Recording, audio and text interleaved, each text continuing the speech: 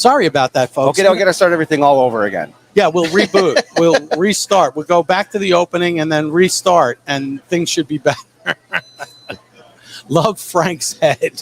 Thanks. Well, that's because I was like this. You can see the top of my shine.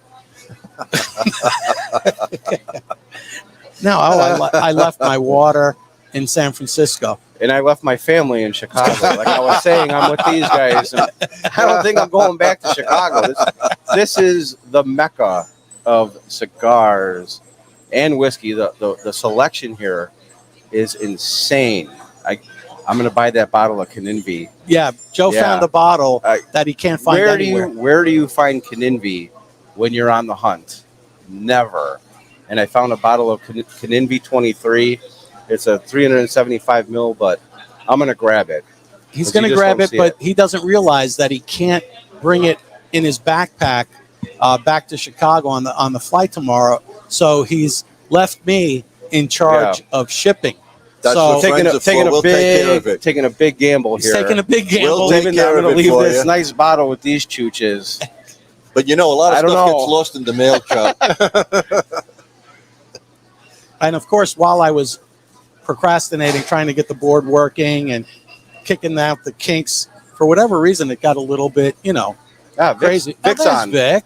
What's up, Vic? Hey, Vic. Hello there, Vic. How are you? I know that you're in Tampa. You're 2 hours away. Do you have a car? I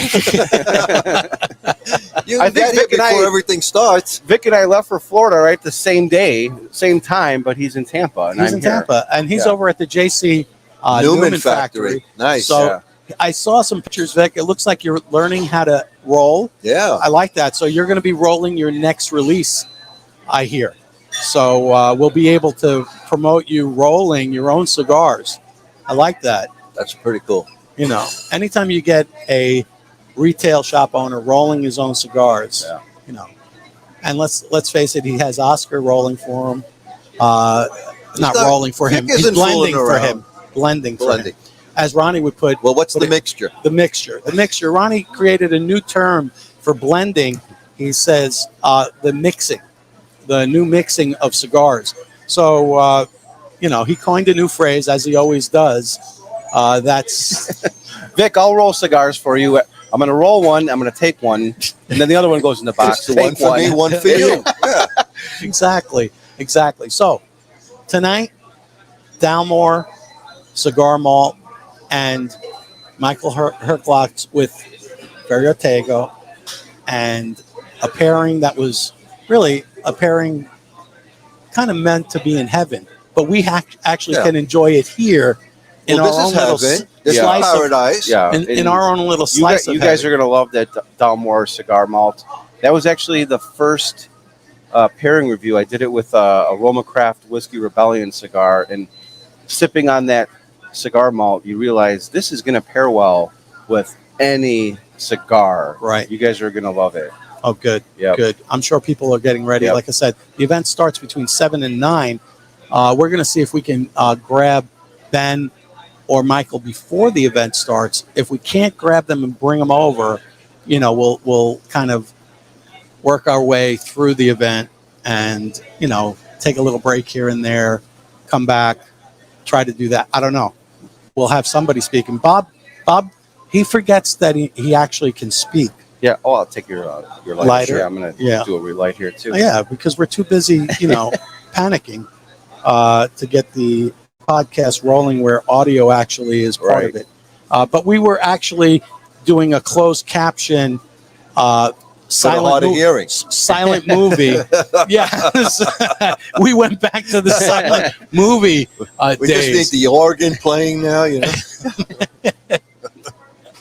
Oh, God. No, I mean, the great thing about being here at Corona is that you're exposed to not only the largest variety of cigars that you'll ever find, but obviously their whiskeys, bourbons. Oh, everything. Everything. The bar here is bar none. Well, literally. That's why we live here. Yeah, it is. There is a reason why we do spend a lot of our time here at Corona. I saw they have a Balvenie 30 behind the bar. There's a Lafroig 25. Just some very nice selections. And there's Louis sitting on the top shelf. Yes. So Plus, gotta have a just bottle of Pappy, Louis. Pappy Pappy's waiting to be had. Maybe in the next lifetime we'll be able to. When Bob retires a second time. Yeah, we got to try. When he goes on his second We retirement. got to try some of their own bottlings here. Right yeah. here. And actually, which was awesome, and we really have to thank Peerless Rye. Peerless Rye. And it was an Old Forester, a single barrel, the barrel proof, which was awesome. Oh, tremendous. Awesome. That was probably my second or third time trying it, and it's amazing every time. It was really good. Never got my hands on a bottle, but yeah, that was Hunter giving us a little sample here to try it. It was fantastic. Jeff spends a lot of time in Kentucky. He's getting personally crafted, incredible bourbon whiskeys. That's awesome. So I want his job. Yeah, I think everybody does. It'd be a nice job. although I'm sure it comes with headaches. Yeah, are they hiring? Because I think I'm going to stay here. Yeah. So what happened was, I decided to surprise these guys because I really wanted to meet them in person. What has he regretted? Yes. They've actually got me chained to the table. They wouldn't let me leave. No, I know. Yeah. Anytime you do a live podcast, you don't know what's going to happen. Right. It just is part of the inherent issues that come with live. Right. If we tape this, we remove all of that nonsense that happened in the beginning, and then all you see is we come back and we're like normal. But since we are a you haven't been normal in years. You have to define normal first for the audience. We are a non-traditional. That's up for interpretation. We are a non-traditional. I've been here since yesterday, and there's nothing normal going on here, guys. Nothing normal. We're a non-traditional podcast. What I mean by that is a lot of things happen on the show that you really don't happen on most shows. And good, bad, and indifferent, they do happen on our show. So I think that's what makes us unique. A lot of podcasts, it's hard to do this where you have to set up, go somewhere, and be mobile. Well, a lot of people aren't mobile. Plain Right. and simple. They like the comfort of their we're a home studio, or we're a studio, studio, and and that's there's where they nothing stay. wrong with that. I mean, No, there's comfort wrong. in that, Sure. no doubt. So we're made to feel a little uncomfortable, which makes it a better show. And again, I've been here since yesterday. I've been uncomfortable the whole time. Yeah, the only thing that was comfortable was the bed that he slept on. That mattress. I woke up this morning. Like, where am I? Where am I? No, that's what happens here at the Great Lakes Smoke Show. We love bringing you our insane sense of humor. Leave it at that. yes, humor. But again, it's always blended with. It's a mixture. It's a mixture. No, it's blended with incredibly good information because we have someone who's, I'm going to call him our whiskey expert, our guy. Yeah. And we happen to have him sitting right next to us, Bob. How lucky are we? Well, it's because I'm chained to the table, though. I can't go anywhere. He's changed. We got one leg to the table, and that's how it works. So Joe is now a prisoner of the Great Lakes Smoke Show. Little did he know that once he made the trip to Florida, that he was never going to leave. He didn't know that. He didn't know that. He didn't know that. But we are going to be live Saturday. Yeah, from more time. Sanford.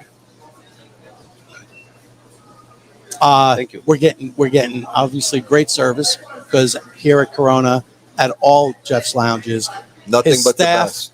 is unbelievable. Not only do they know their product, they're know their always customers, and too. they know Yeah. their customers. They really do. They know their customers. They understand us.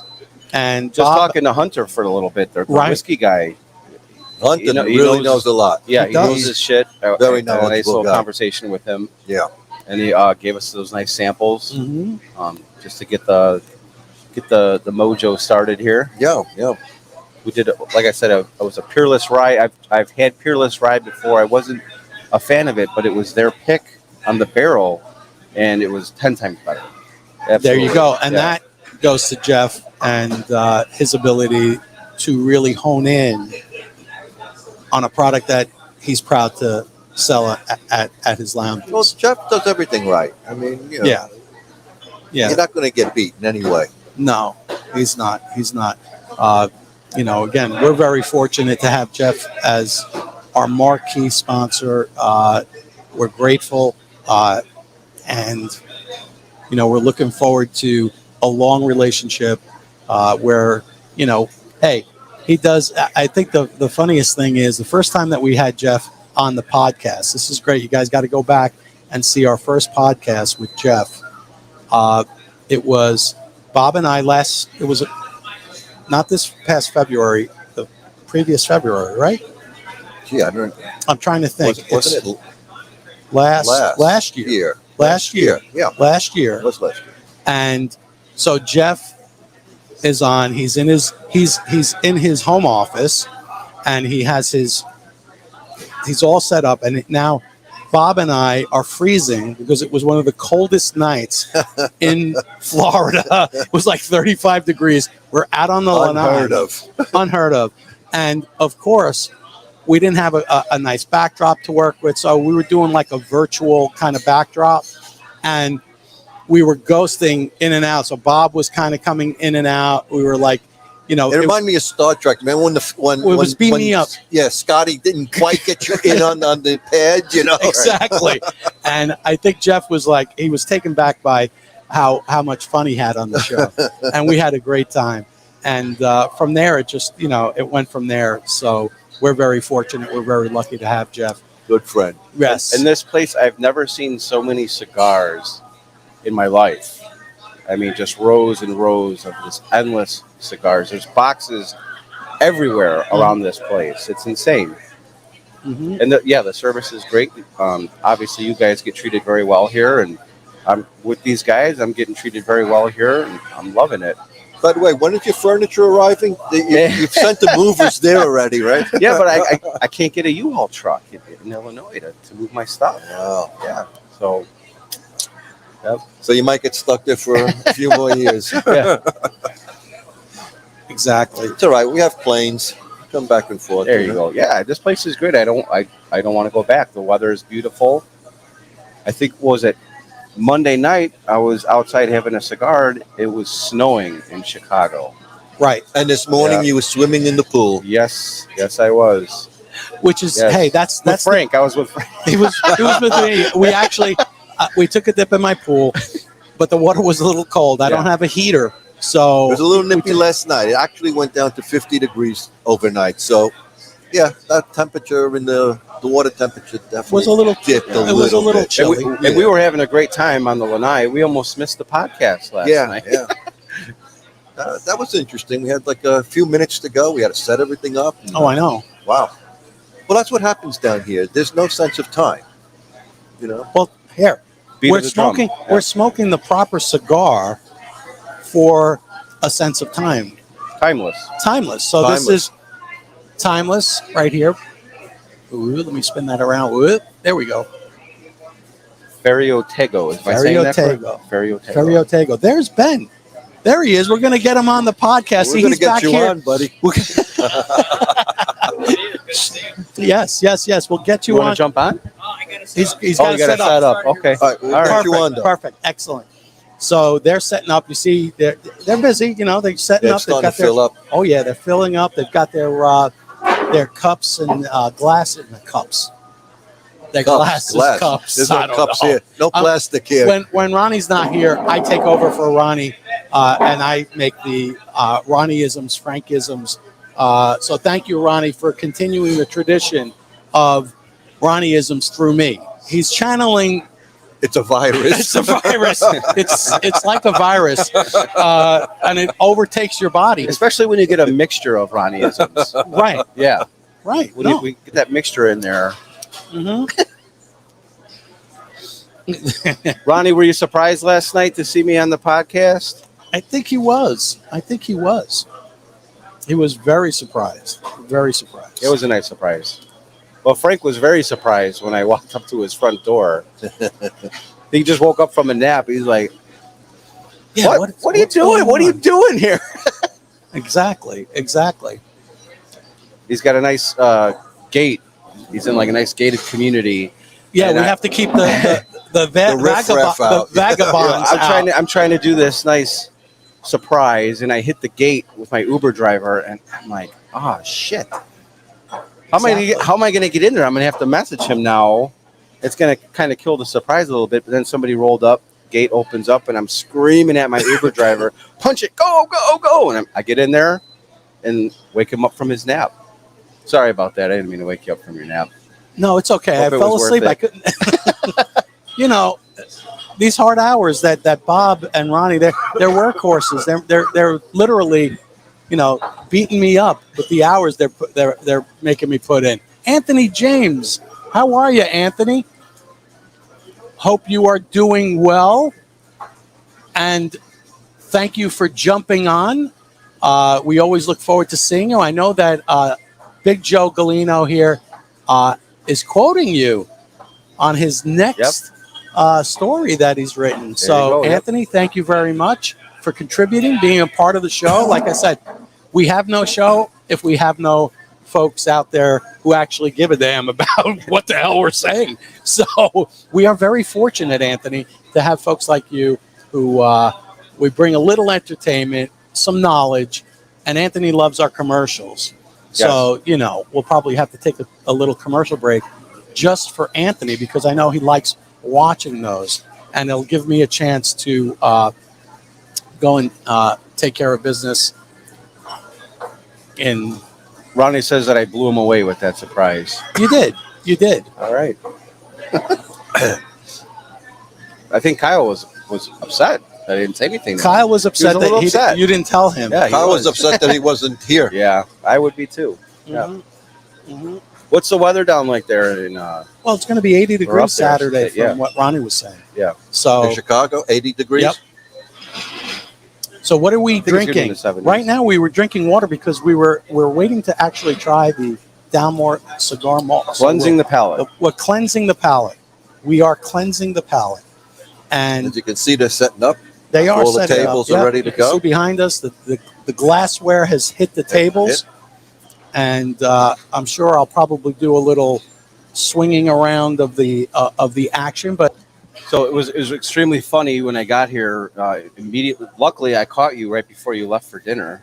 Yes. And what was the name of the restaurant that we went? The Lighthouse. The Lighthouse. The Lighthouse. So if anybody's ever in the Orlando, Lake Mary area, you have to go to a place called the Lighthouse. The food is incredible. It's actually a fish market.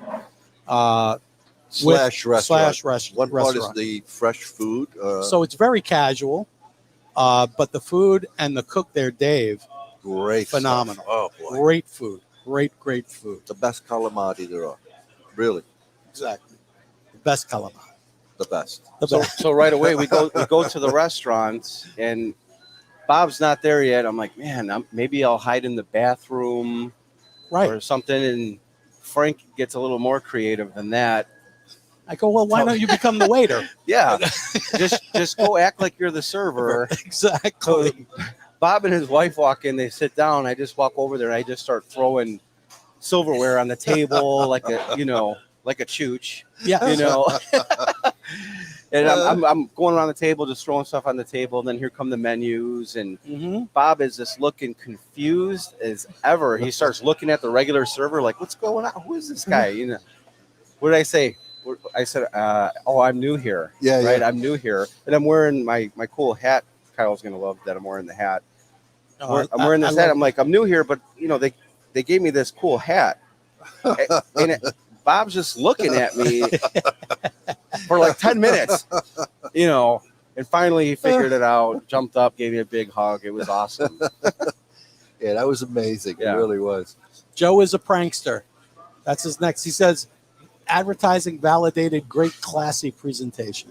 That's why I threw it up there for you, Anthony. I wanted to make sure that, you know, we had that. But I love the fact that you go, Joe is a prankster. And he is. He is. That's what we love about him. That's why he was a great addition to our crew. And it truly is a crew. We're lucky to have Joe. We're lucky to have Jared. Motley crew. I had to come down a couple weeks ago when you were doing a pre-show on Instagram. You basically gave me an open invite. You said, we're waiting for you to appear. Yes. And last night we had from Rockefeller, Kevin. Kevin, yep. And Kevin I was like, you know what? That's an awesome time to just magically Appear. appear. Well, he's a magician, so Joe magically appeared as well. So that's what made for and you know what? It's great to have Joe here because Joe has an incredible knowledge base of whiskey, bourbons, scotches, and that's something that I know myself. I enjoy them, but I don't have that knowledge base. So you're teaching me by being here, and we're all. That's the great thing about. But we know how to drink. Well, we've perfected we're very that. knowledgeable in drinking. We've perfected the drinking part. Yes. Right. But I was actually a gin guy. I was telling you guys. Really? Tanqueray and tonic. I would just drink that throughout my 20s. And it wasn't until I was about 30 that I started drinking whiskey, about 2015 or so. And so I developed my palate, and it took a while. But Right. now I'm just, I'm extracting all these amazing flavors on my palate, from all these whiskeys. And I'm having a great time with it. Oh no, There's a I big agree. whiskey boom going on, and it kind of led me to through WBSC Whiskey Bourbon Scotch Enthusiast to this magazine, Whiskey Network, which you can subscribe for free. It's whiskeynetwork.net. Yep. And that's where I do whiskey and cigar pairing reviews. I do one article a month. Eventually, I linked up with these guys, these chooches, Yes. and that actually helped me get better at doing these reviews. Well, good. Yeah, Because So I'm learning. everyone- I'm learning from you everyone guys. wins Yeah, here. Yeah, it's a win-win. right. Absolutely. And It's a good mixture. Oh, it is. Yeah, It's a great yeah. mix. As Ronnie would say, it's a great mixture. Yeah. When you're Yes. blending, you're mixing, and you are, but it's actually called blending, not mixing. Like a bartender mixes drinks. Yeah. And a high-end, I'll call it a high-end bartender, would be a mixologist because they Mhm. become like an expert in Right. the bartending field. Mhm. So blenders of the scotches, the whiskeys, those are blenders, just like a great blender with cigars. So, Absolutely. And there's some incredible blended scotches out there. right. I mean, people sometimes overlook them because they get a bad rap, basically, the Right. blends. Everybody wants to go towards the single malts, but pay attention to those blends, especially the newer ones hitting the shelves. Right. I mean, what's interesting? Yesterday we were smoking And drinking. smoking and drinking. But Joe brought a bottle of bourbon, which I've never seen before. Bob has never had. We've never had it. No, I didn't have it. McFarland, 12 year McFarland 12 year, and it was finished in a Cabernet Sauvignon cask. cask. And it had a nice sweet wine note to Note it in to the it. back end. And Yep. it paired well with both cigars that we did last night. Right. We kind of warmed up with Yep. that Camacho, Connecticut. Yep. We started with that. and Connecticut. then we moved to that Rockefeller, the Habano. Right. That And really Two set different, it off. two I mean, different that set experiences, it off. right? two totally different experiences. Same whiskey, Right. right? Same whiskey. Yep. I think we finished the bottle. We did And that's finish why I it. We woke did up finish this morning. Where am I? Like night sweats. Like, where am I? Exactly. But that goes to show you that in one sitting, I'll call it, two cigars, same whiskey, two different experiences. Absolutely. Two different experiences.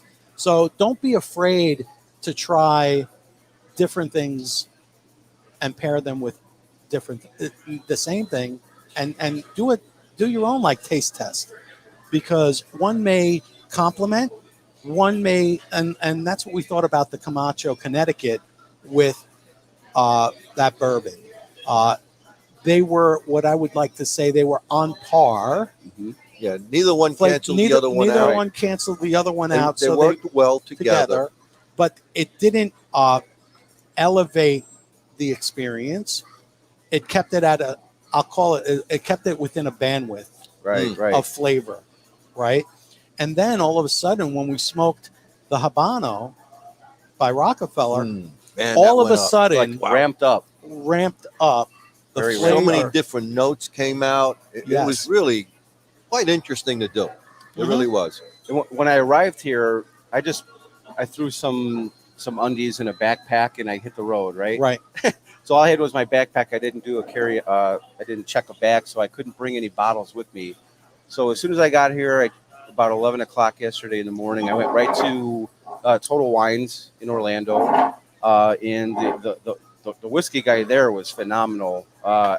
Before I know it, I was there for 2 hours just talking to this guy about whiskey, and he was really turning me on to that McFarland 12-year. It literally had a sign on the shelf, pairs well with a cigar. Right. So I'm like, okay. Can't go wrong with that one, right? Let me try that. Yeah. So I grabbed that bottle, and I'm glad we did. Oh my God. It was delicious. It was a great bottle of bourbon. And if you're out there shopping for bourbon, we would recommend it. Absolutely. highly. I've never seen it in Chicago. No. I've never seen it on the shelf in Chicago. That was my first time actually seeing it on the shelf. And I'm like, you know what? I like to try new things. Right. You know, I've been on a Scotch kick lately, but you know, I'm like, yeah, why not grab a bourbon? Right. You know, I know, Bob, you're a bourbon guy. Yeah.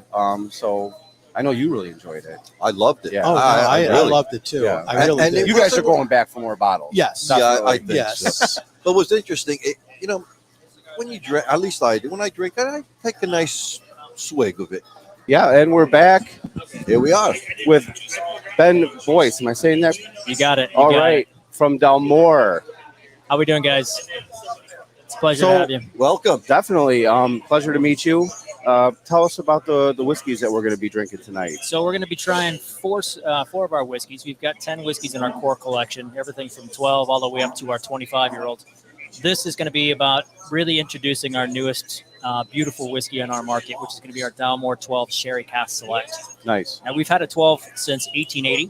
So now that we've got another 12, 150 years later, we got our second edition here.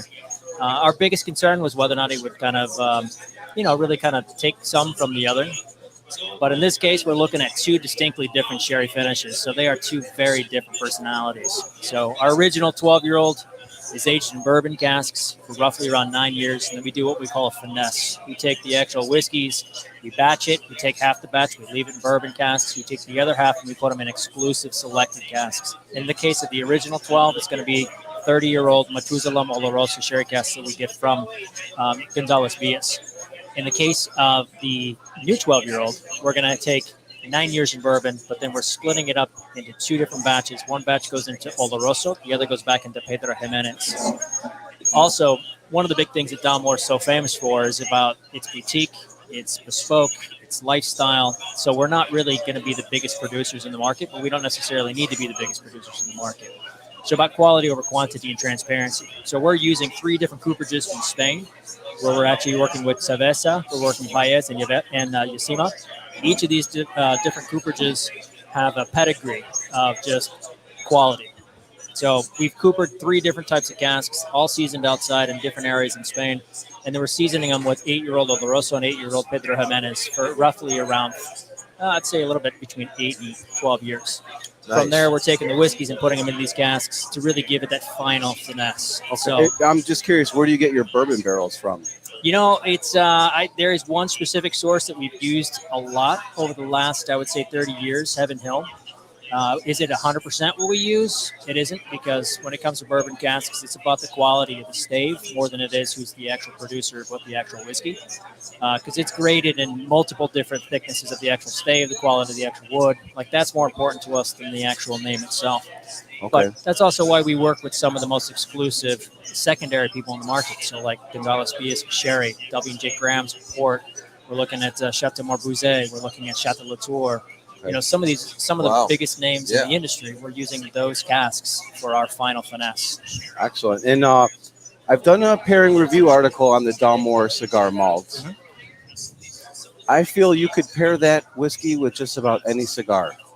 That's the whole design. I mean, behind it's it. amazing. Yeah. Yeah. So it's a bit of a unicorn. At least this is what I say from Richard Patterson, who's our master blender. I mean, he's a legend in the industry. I always call him kind of the Picasso of the whiskey world, because he can take flavors and paint a portrait like nobody else in the industry. When he decided to make these cigar malts, it was back in the 80s when he was doing a lot of presentations. He'd finish up, he'd go and sit down for a nice smoke at the bar when you could still smoke inside at your everyday bar. The good old days. Yeah. And inevitably somebody would see him and want to send him a drink.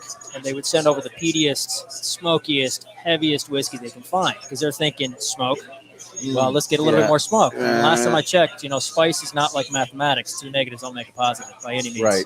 So when you get spice and spice, it's just going to overpower. Exactly. Right. So when it comes to smoke on top of smoke, yeah, exactly. And whiskeys as a whole have always had a challenge with. It's a love-hate relationship with cigars. Like if you get a whiskey that's a phenomenal whiskey, maybe it's a little bit tannic, but then you get a heavier cigar that's got a little bit more spice behind it. It's going to be a terrible combination. Okay. You got to find that right balance. Unless you know what you're looking for on both sides, whiskey and cigars, it can be a challenge. So when he designed the cigar malt, he wanted to go after, well, let's see, who really enjoys spirits with cigar smokers than anybody else? Okay. Rums, cognacs. So when you nose this one, it has a bit of a rum characteristic on the nose. It's like honeysuckle, orange blossom, super sweet on the actual nose. On the palate, bone dry, where you're going to get a lot of that ginger, getting a lot of that white pepper characteristics. But then at the finish, you're going to get that slight tannic that turns into that ting that you get in the back of your cheeks. And you start to chew a little bit. It gives you that salivation. For me, I get like that orange zesty on the cigar malt, which would go well with, for me, just about any cigar. Yeah. When I think of cigar malt, the easiest way I think about it is maple syrup and pancakes. I know it sounds weird, but like when I have that whiskey, it reminds me of just like that smell of sweetness on the nose. But then you get that dryness of the actual pancake. So, I mean, for me, that's like breakfast in the morning. And how long have you been working for Dalmore? Going on 6 years now. 6 years? Yeah. So I represent the brand and other brands with White Mackay. So we're looking at Jura, which is an island-style whiskey. We've also got Fete Karen, Tom de Vollen, John Barr, Shackleton, which is one of the best stores in the whiskey industry. So I think I've got the pleasure of working with some of the most unique brands in the whiskey world. That's awesome. And the location of the distillery? So we're looking Highland for Dalmore specifically. Highland. So just outside of Inverness, just north. Okay. We're looking just before Invergordon, so about 10 miles north. Okay. And your favorite Dalmore expression? Oh, it's like saying, what's your favorite cigar? Yeah, like, hey, What's your favorite child? It's like, exactly. Yeah. It's a pretty bottle too, man. I mean, you know up here exactly which one's your favorite kid, but you're like, I love you all equally. So normally, I actually get that question a lot. My answer usually is something that's politically correct. I'll say, do you want it neat? Do you want it on the rocks? Do you want it with a cocktail? You want a cigar? You want it with food? Is it hot outside? Is it cold outside? You drink it with friends? You drink it with people you don't like? Like, these are all relevant questions. It's true. I mean, same thing with cigars. If you're with somebody you don't want to you want to have a good cigar, good whiskey, just absolutely. To kind of balance it out. But the one for me, and every one of the whiskeys has their definite spot where they have their strengths. Sure. But in my case, when I'm looking at Dalmore as a whole, which one never disappoints, the one I always know is reliable, like that I can always count on no matter what situation, it's the Dalmore 18. 18. Yeah. I haven't had it. I really enjoy the 15. 15 is fantastic. That's our house style. Like Is that the Portwood? No, Portwood is its own. Okay. Yeah, we're trying Portwood tonight. So I've tried the green box 15. That's 15. Okay. Yeah, that's excellent. Yeah, that reminds me of like holiday season every single time I drink it because it's just cinnamon, nutmeg. Reminds me of like pumpkin pie. You get like even a little bit of what in Scotland they call it fruit pound cake. We call it fruit cake here. Okay. There it's good. Here it's not so good. Mm-hmm. But you're getting like that candied fruit on the back end. It's like Christmas in a glass. Christmas, It really is. So if you're feeling down and you want to get the holiday season spirit going, drink a dram of the. And the casking on the 15. So 15's 12 years in bourbon casks. Then we split it up into 3 distinctly different rare casks. We're looking at Methuselah Moloroso, those 30-year casks we use on the 12. Apostoli sherry casks and Amoroso sherry casks. Each of these are all part of the Solera system. So the very bottom barrels is where we're actually selecting these from. Okay. They're going to be anywhere between VOR or VORS, so very old rare sherry or very old sherry, which is going to be a designation by the Consegue and Herrera de Frontera on age specific. So minimum 20, minimum 30. Mm-hmm. And what's the difference between that and the 18 now? 18 is going to be 14 years in bourbon. Now, remember when I was mentioning the 12-year-old, we do a bit of a split? Yeah. 18, we do an entire finish in 30-year-old sherry casks. Oh. And it can be anywhere between 4 and 6 years. So, you put that number together, it's 20. So why don't we have 20 on the bottles? Because legally, it's got to be the youngest age is on the actual bottle if it's an age statement. Oh, that's interesting. Wow. Yeah. And I hear a lot of great things about the King Alexander. Oof. Let's talk about that bottle. I haven't tried it. It's a lot of my budget range, but I hear amazing. I hear there's a amazing. lot of hints here. I know. Like, so how you doing? I'm Ben. Nice to meet you. Let's get together later. We'll talk. We'll talk. King Alexander's special. I mean, if you're looking at the history of Dalmore, history of Scotland, history of the Mackenzie clan, like this is the culmination of what Richard Patterson really wanted to do when he made King Alexander. So it goes back to a legend, back to 1263, King Alexander III, which when you're looking at his history, he reigned for about 55-ish years. He took over as King of Scotland at the ripe old age of, I think, 8 years old. So he was he was thrown right into it. Okay. But he was famous for a number of different things. One, he united the biggest one. He united Scotland as a whole. Like he got all the clans under one kind of umbrella, which helped to kind of secure the borders. Because if you're thinking like Orkney Islands and the island region, it was back and forth between raiders and different types of different countries, different clans that were always fighting against each other. Yep. So he united the country under one kind of flag. He also was very famous for being kind of the last legitimate king in Scotland before the English kind of took over, started to meddle in English politics. That's the politically correct way of me saying that. So That's very political, yeah. And the way you're saying Scotland is a little different than what you or I would how we would pronounce it. So You've obviously been there. I've been there many times. Yeah, so you're saying it a little different than I'm from Chicago. You're from New York. You're definitely going to say it a little different. Well, Scotland. Scotland. It depends. Like over COVID, every morning at 9 o'clock, we got on our big call, and it was video chat. So it's 3 Scotsmen and me for the entire year and a half of COVID. So it was just like nonstop. Like I learned so many bad words. It's not even funny. It was fantastic. Well, you always learn the bad words in any language. Exactly. And then you go on from there. But if you go to Scotland, they'll say Scotland. Just like if you don't say Gaelic, you say Gaelic. Okay. So just some of the phonetically correct ways of saying some of the keywords that we use a lot in Scotch whiskey. And just the names of the distilleries, we always botch them here in the States, of course. Well, I mean, like we'll say Dalmore, but if you go to Scotland, they'll say Dalmore. They'll put more of an emphasis on the second half. Okay. It's just little things. If you listen to Richard, he'll say that a lot. Okay, and you've obviously met the nose. He's a legend. He's a legend. I've had the pleasure of working with him, I think, 7 times now in my short tenure with Mike Mackay. So it's been great. It's like working with the best. Well, it really is working with the best in the industry. Right. Yeah, he's hilarious. He is. He's his tasting techniques, which you won't see me do tonight. I won't do any of the over the tongue. Yeah. But we're not just going to be throwing whiskey around the room. Yeah. I mean, I'm not going to be throwing glassware on the ground, saying you're using the wrong glass. I learned real quickly in Florida, especially. It's like, you know what the right glass is? The one that's in your hand. There you go. Right. He's got that funny. Yep. Hello. How are you? I'm good. I love it. Yeah. I mean, it's his thing. He's been doing it for 50 plus years. So he's excellent. I'd love to meet him. Well, we actually have. I don't know the next time he's actually coming to the States, but we also have his number 2, which is going to be. You're going to see a lot more of him coming to the States. His name is Greg Glass. Absolutely, just brilliant young man. He's in his mid-30s. He started his whiskey career working with John Glazer, which over at Compass Box. So that was the way that he learned. He learned about blending before anything else. Wow. So all those habits of like traditional techniques that John kind of pushed out the window, Greg learns from his kind of like his level of making whiskey for whiskey's sake, making great whiskey because it's great whiskey. When did he start? At what age? Greg Glass. He's 30 now? I would say, we'll say 18. Wow. I mean, it's Scotland, so. Wow. Okay. So, but he was one of the first hires that John Glazer made when he left Johnny Walker to start Compass Box. Maybe the next David Stewart. You never know.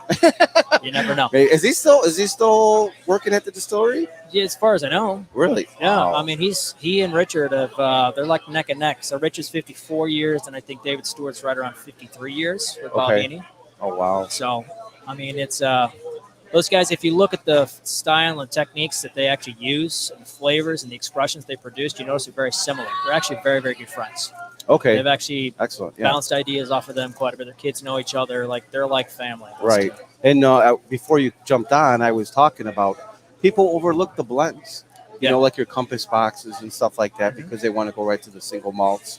Don't overlook those blends because you got a lot of excellent blends hitting the shelves. I would agree. You know, especially from Compass Box. We're also in. This is a whole nother podcast by all Yeah. means, but like we're starting to see blends in the United States finally, where Right. different type of bottling groups are getting together, buying casks, making their own blends, and putting out their own whiskeys in the U.S. It's an art, and a lot of people It's a do skill. not It's a- do yeah, it's not a- give it the credit that it Yeah. deserves. Yeah, and the casking on the King Alexander. So we're looking at 18 years in bourbon. From there, we'll split it up into 6 casks. We're going into Madeira, going into Marsala, 30-year-old Methuselah Oloroso Sherry. We're going into Colheretto port casks. We're going into first growth Bordeaux, and then also a small batch bourbon. So Wow. all separate, and then right back together again in what they call a Insuit cask, which is a resting cask.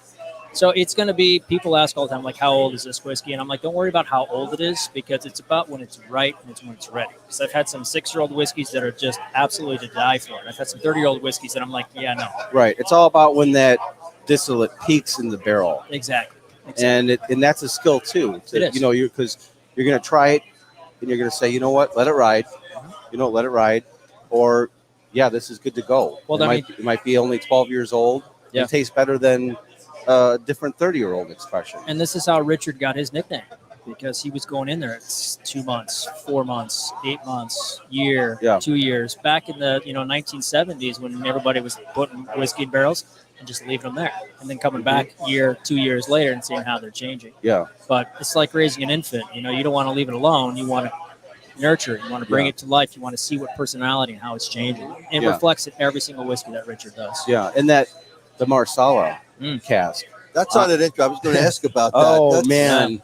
Yeah, Marsala we had a Glenmorangie Tale of Winter. Mhm. It's finished in a Marsala wine cask, and just an incredible scotch. You don't see it too often, and the Yeah. few people you're going to see it are the legends. Like Dr. Bill Lumpson is a legend. Yes. He was the first really kind of like food scientist to come into the whiskey industry. It kind of changed the way of that dynamic of like you start off in the barrel house and you work your way up. Now, there's nothing wrong with that, but it brought in science and it brought in more of an analytical approach. To And just experimenting with that core range, that 10-year-old classic Glenmorangie, and just throwing it in different types of barrels. and just going from there. And there's a Star from 2017. I don't know if you ever had that. That's probably I one don't of think my. so. No. That's probably one of my favorite. It's just it's bourbon cask. It's a non-age statement, but it's kind of like the 10-year on steroids. Probably just coming right out of the cask. Wow. You gotta give it a But try. back to that King Alexander, just 6 different 6 different casks. Now, at the time, Yeah. it was the only whiskey in the world that had 6 distinctly different casks. There's a number of different whiskeys that'll have 5, 6, 7, but a lot of times they're going to be reflections of either first fill or second or third fill of that same style of cask. Okay. So in this case, it's all different flavors. I mean, The total age on that bottle? I've got it on good authority and from people that I know they're paid much more than I am and know much more about the whiskey. That it's anywhere between upwards of the 20s, and it ranges because again, when the whiskey's ready, it's ready. It could be the higher end of the 20s, the lower end of the 20s. But it just really depends on the And flavors. that would be the job that I would want to just try the different whiskeys right out of the barrel. You and me both. Yeah, You and me you both. could just you don't even need to pay me. I'll just be at the distillery sampling the different whiskeys out of the barrels. Can you imagine? You ever had a chance to do those, like the sampling right out of the barrel? Yeah, so I've done that a few times. I did that at Jura and at Dalmore, and just exceptional. Jura especially because it's crisp, it's cool. You walk into those warehouses and it's right on the edge of the ocean. You're getting that sea breeze on your face. Right. And you're pulling it right out of the cask, and it's usually some sort of finish. It's either going to be an Oloroso finish or a red wine finish. 7 Wood, which is one of my absolute favorite whiskeys. You're looking at 6 distinctly different new French oak species. Okay. Wow. Kind of all kind of spread out and brought back together. So it's really like a melting pot for experimentation. So you get to try some really fun stuff with Jura. If you ever get a chance, you need to go there. It's like I feel like Jura doesn't get the credit that it deserves. I think in U.S., yes. Now we're working on that. But I can tell you, last year Jura was the #1 single malt by volume in the UK. Oh wow! Okay. Number 1. So bigger than Glenlivet, Glenfiddich, Wow. Okay. Glenfarclas, any of those brands that are bigger brands. Wow. Yeah. It's funny how people, whiskey drinkers in different countries go nuts over certain distilleries. Yeah. Yeah. I got a lot of friends in Canada. up in Winnipeg, and they go nuts over Campbellton whiskeys. Yeah. I mean, it's that salinity and sea breeze. Yeah, It's nothing I can think of there. that Campbellton funk. You know, it's not necessarily peat, but it's like a funk. musty funk. I was talking to a colleague today. I'm like, I could do a dossier or like a whole lecture on the difference between peat and salinity because they're two different things. People confuse them a lot, but that funk and smoke, two different things. Right. Yeah. And are you into the peated? Oh, I love all whiskey.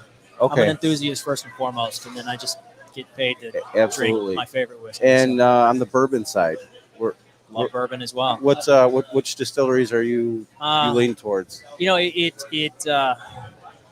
there's some classics. You know, it's been a while since I've really dabbled into some of the small batch stuff and some of the smaller distilleries, but you know, I've always been a sucker for Old Forester. Like, it's consistent. Yes, I have not had a bad expression from Old Forester. No, I actually got a chance to tour that distillery. A very cool tour. It's pretty amazing. I've had a chance to walk through it myself, and it's like a giant cement factory.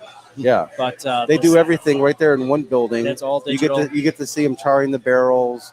There's a little cooperage right there inside the building. They got barrels aging inside the building. They do the bottling, the labeling, all of it, right there. And then they even have that off-site cooperage where they're cranking out probably hundreds of barrels a day. If you've never seen that, I think it's in I'm trying to think, where's it at? Is it in Louisville?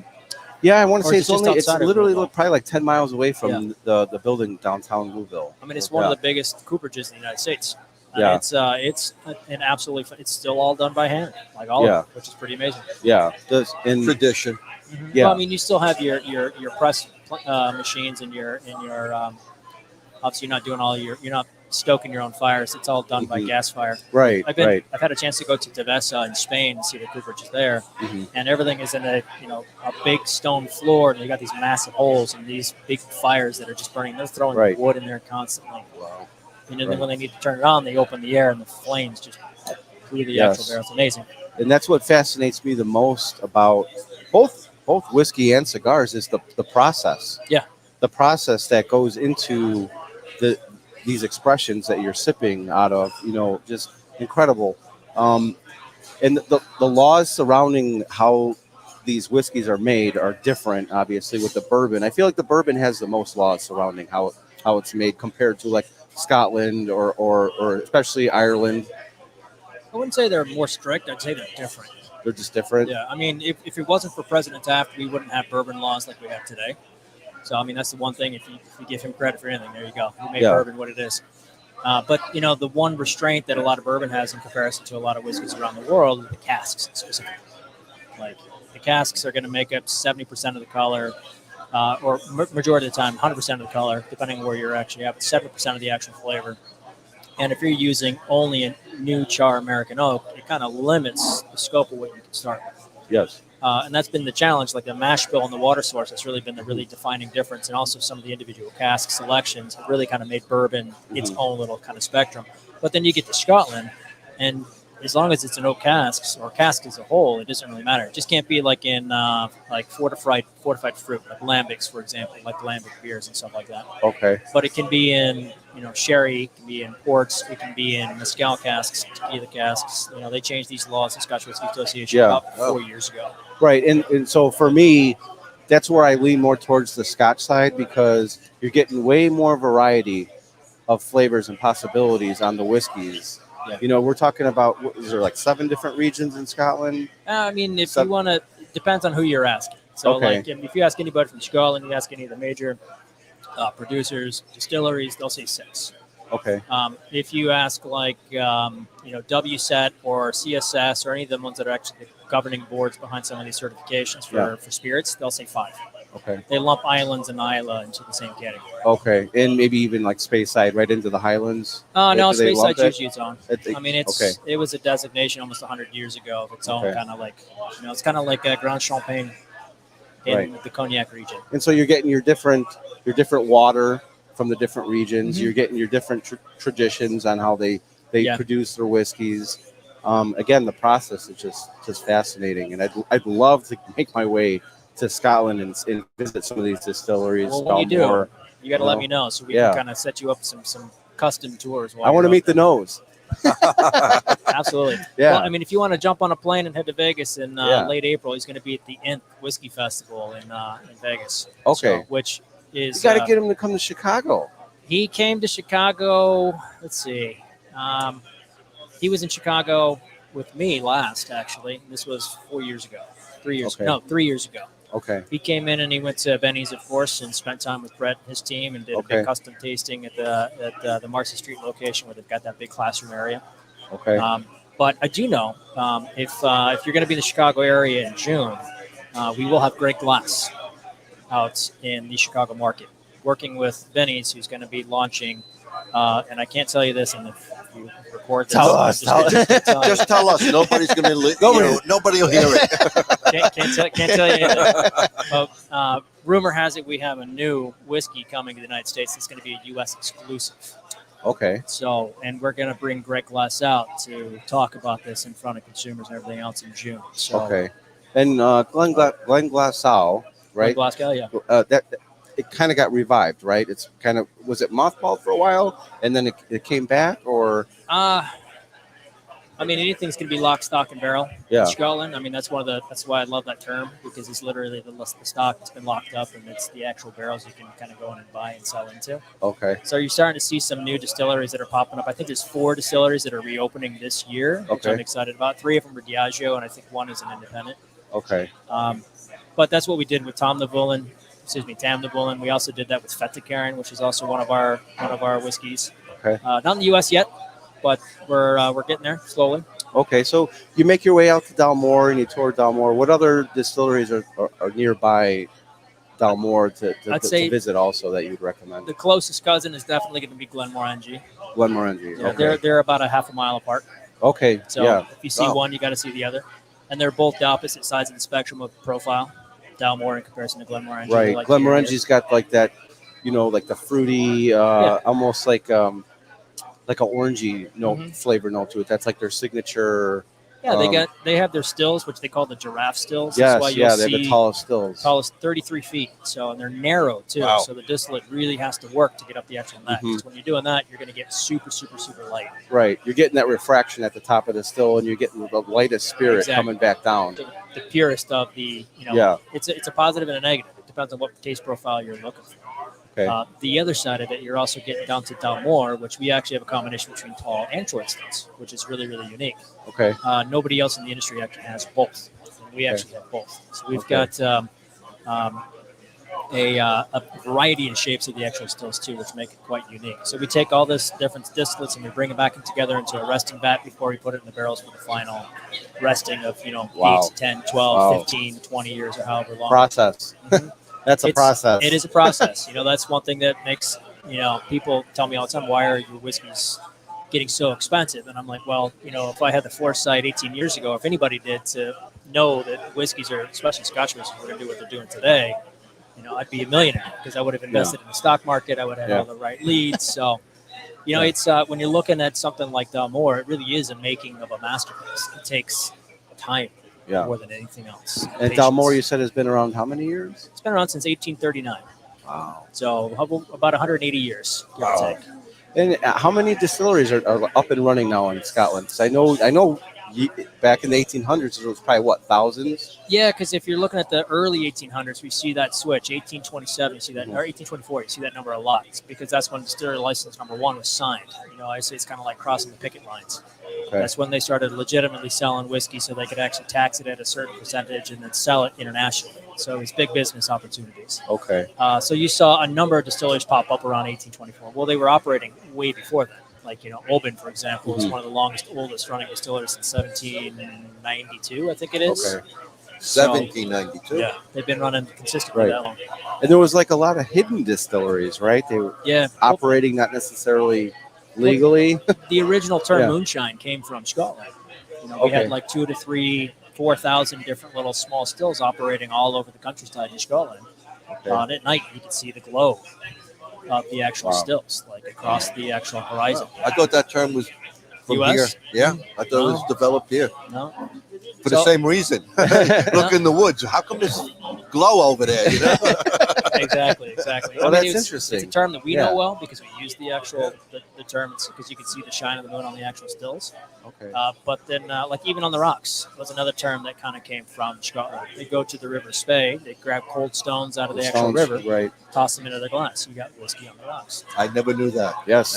Yeah, that's interesting. Wow. Education here, folks. Yeah, You always We're getting learn educated. something, man. You always learn something. I'm full of facts. I know. Yeah, I'm, there I'm, you I'm, go. I'm a historian and enthusiast first and foremost. So. Yeah, Cool. And I could tell you're very knowledgeable. We appreciate that. Yeah. The entire range of Dalmore. I'm getting the okay. time, guys. We Yeah, gotta get running. Okay, we'll let you get to it. We appreciate. Yeah, good to Thank meet you you so guys. much We for coming appreciate on. the Thank you for having me. I Thank appreciate you. the whiskey lesson that we You just got said you were here. leaving this, right? I'll be back with more whiskey. Don't you worry. All right. I got to make friends everywhere. All right. ahead. Thank you, Ben. We Thanks, appreciate guys. it. Thank you. All I'll right. hop off here. For a Yes. second. Thank you so much. Thank you. I live in Chicago, and I write for this. All right, I'm Wow, back. and Even we're though back. We're you don't, even back though here. you don't see me, I'm the voice from beyond. You see my shorts. My The shorts voice are coming. behind the curtain. The voice behind the curtain. Wow. That sounded like it would have been a great. Oh man. Oh, this is a great pairing. Literally. Beautiful. Yeah. Have a seat, Joey. That was awesome. Oh, I really bet. was. I bet. I was sitting there. Well, not sitting there. I was standing there, like saying to myself, I'd like to be able to take part in that. Oh, our internet is leaving us. Oh, Uh-oh. it's kind of in and out. So maybe people are kind of seeing us, but not. But maybe. But that's okay. The most important things were done out there. I mean, we had 2 great interviews. Yeah. Let's A face lot of it. knowledge there. Holy smokes! Did you learn something there? Absolutely. Yeah, that was Two that was terms. cool. I Scotland. That's how it was. Scotland. Scotland. Yeah. Scotland. I'm from Scotland.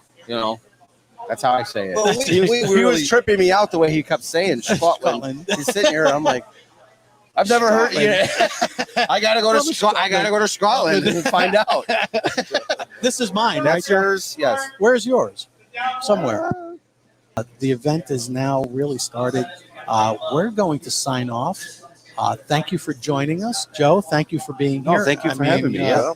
I hope that Obviously, people learned Yeah. something. Absolutely. I mean, that was an incredible amount of knowledge that went out. Oh, I bet. I bet. Yes. So good night, everyone, and we will see you on Saturday. Tune in Saturday around noon-ish, and hopefully we'll be able to get a signal from somewhere, from somehow. I don't know. We'll hope. see what We happens. Hey, it's all live. You love that about us. We do things live and not Memorex. Those are the old days, Joe. You Right. don't remember that. I'm Is sorry. it live You're or too young. Memorex? Live I don't know. I or probably Memorex. wasn't bored yet. No, he wasn't. Bob was already 100 by that time. I was using Memorex. All right. I asked you how long you've been married. And you said since '89. I was in kindergarten. when I was in 1989. So Joe was in diapers when I got married, basically. I still am. And he still is. And he still is. So signing off here from the Corona Cigar Company Monte Cristo Lounge here in Heathrow. Have a good night, everyone. Good night, everybody. We're going to keep sipping because we're not leaving yet. I can guarantee we got you a lot that. more to go. We got a lot Oh, more I to think go. we're just getting started. Yeah, Oh, yeah. that's the way it works. Yep. Good night, everybody.